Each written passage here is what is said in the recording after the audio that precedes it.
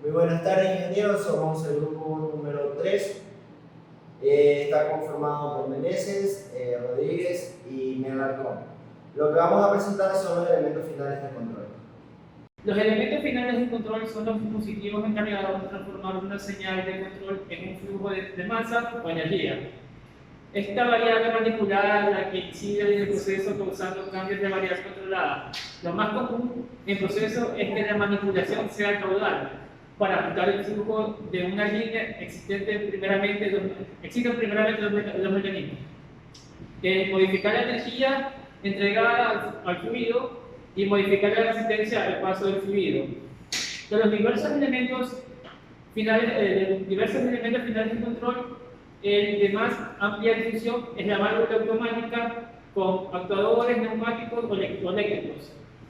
Pero también en las siguientes, existen los siguientes tipos, que son las válvulas de actuador neumático, bombas centrífugas o de desplazamiento positivo con motor de velocidad variable o de bombas. Dosificadoras, registros para conductos de circulación de aire o gas.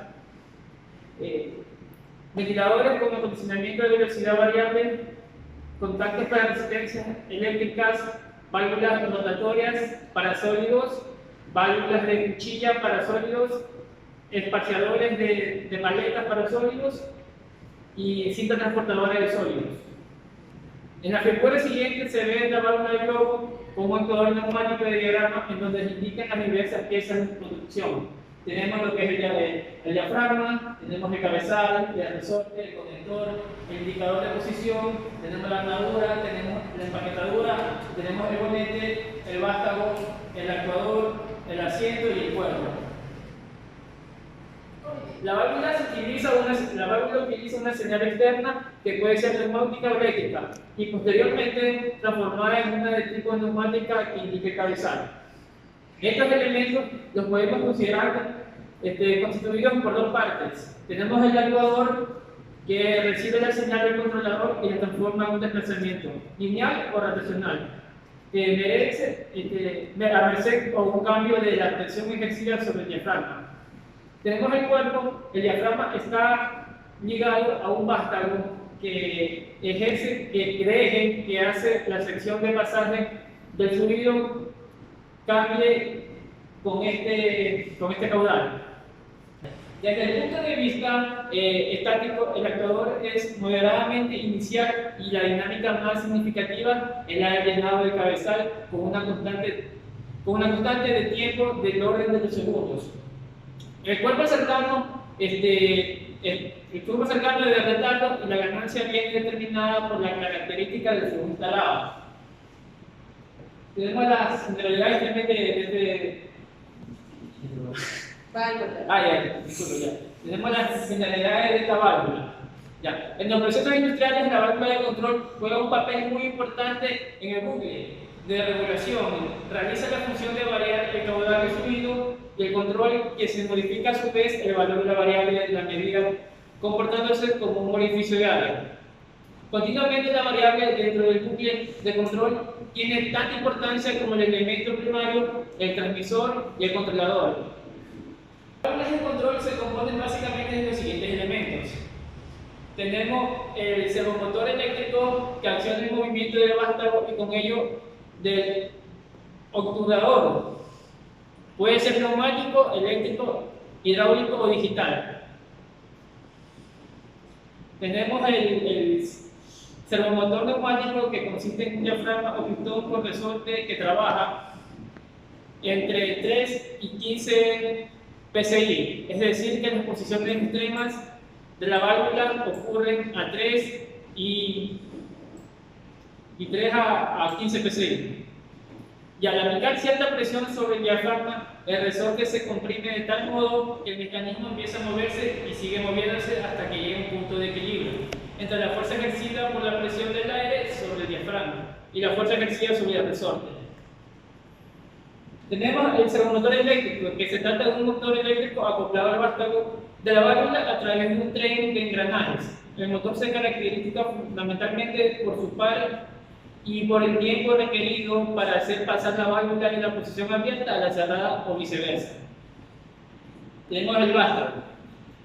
Su función es unir el obturador con el servomotor. Dispone generalmente de un índice que señala una escala o posición de apertura o cierre de la válvula. Tenemos la tapa, que la tapa de la válvula de control tiene por objeto unir el cuerpo del servomotor, a su vez desliza el vástago del obturador opcionando por el motor. Según las temperaturas de trabajo, los fluidos y el grado de estanquidad deseada, existen los siguientes tipos de tapas. Ya. Tenemos lo que es la tapa normal, que es adecuada para trabajar a temperaturas de fluido variables entre 0 a 220 grados centígrados. Tenemos la columna de extensión, que las columnas son adecuadas cuando el flujo está a temperaturas muy bajas. Tenemos la de fuelle de estanqueidad, que para temperaturas de servicio de entre 20 a 400 grados centígrados. Y tenemos la tapa de aletas con radiación, que son seculares o verticales, que se pueden trabajar entre 20 a 450 grados centígrados. Recomendándose por encima de los 450 grados centígrados, la válvula se monta invertida para facilitar el enfriamiento de la empaquetadura.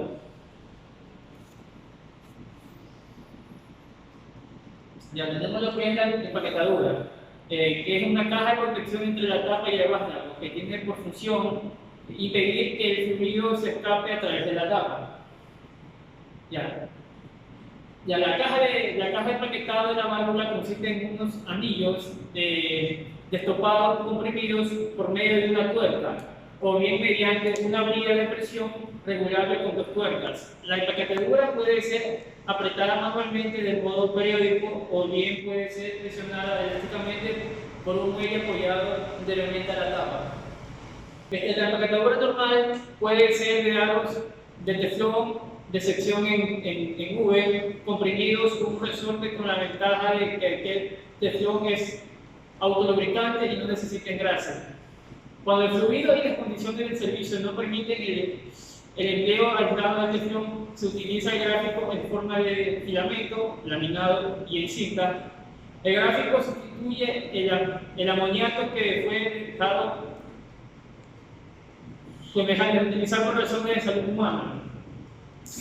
El gráfico tiene un coeficiente de hidratación semejante al metal del vástago, de modo que el choque térmico no es un problema. Su coeficiente de razonamiento es del orden de 7 a 10 veces mayor que la del teflón, por lo que siempre que sea posible debe emplearse este. No debe permitirse que se inicie una figura porque es difícil de solucionarlos después. El grafito, en presencia de humedad, puede dar lugar a una severa corrosión galvanática del vástago, con lo que pueden presentarse fugas cuando el vástago empieza a moverse. En los casos en los que el fluido es tan tóxico que debe impedirse fugas de gas, su fuga a través de la estopada, y por alguna razón no debe emplearse en los fuelles de estanqueidad. Se utiliza empaquetaduras dobles, con 2 collarines de lubricación, y esta lubricación permite que la inyección de gas inerte, incluso sin partes pequeñas del fluido, puede recuperarse por soluciones a través de dichos collarines.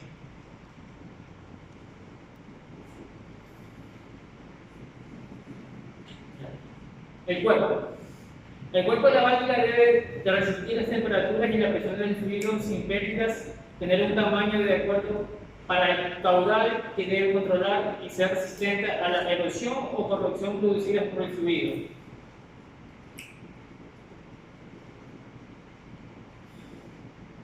Ya tenemos lo que es las bridas, que aquí se realiza la conexión del cuerpo de la válvula con la tubería. Las bridas están normalizadas de acuerdo con la presión y temperatura del trabajo en las normas BIP y ANSI. Tenemos los tipos de conexiones por el cuerpo de la tubería.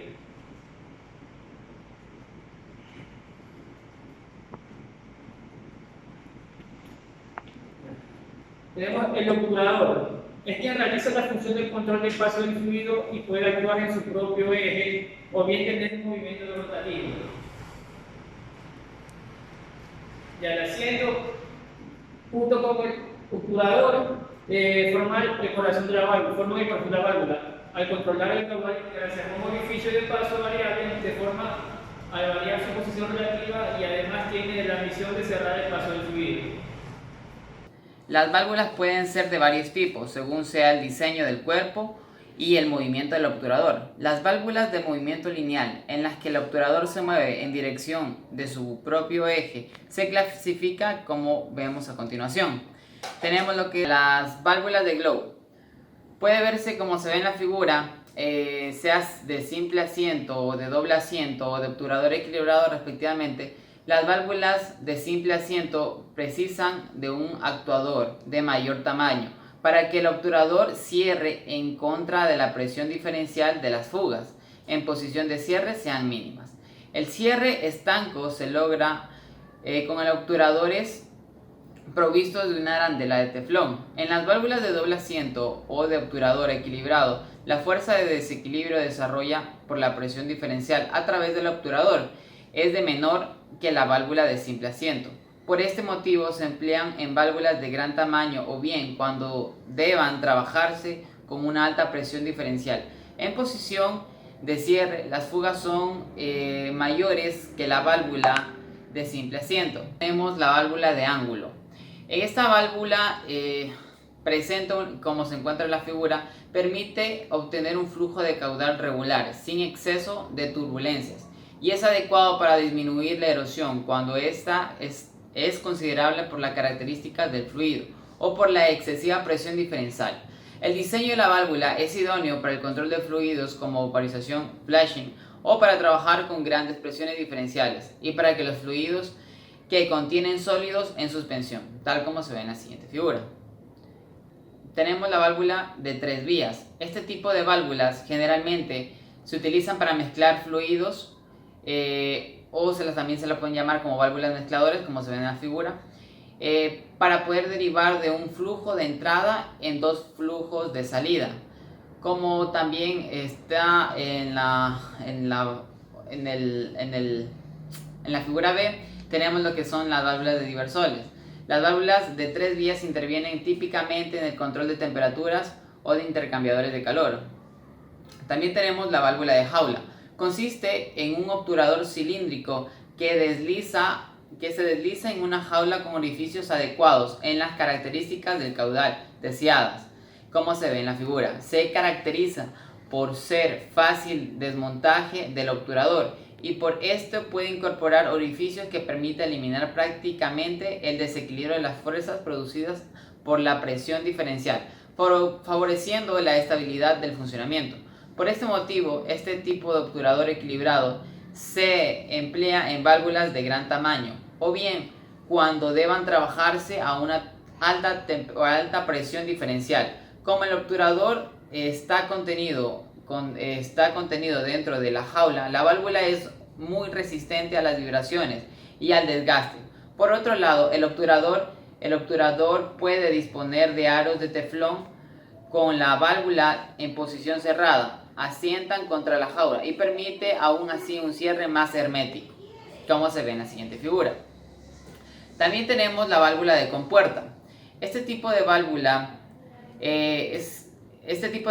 efectúa su cierre en un disco vertical plano, de forma especial, y que se mueve verticalmente el flujo del fluido.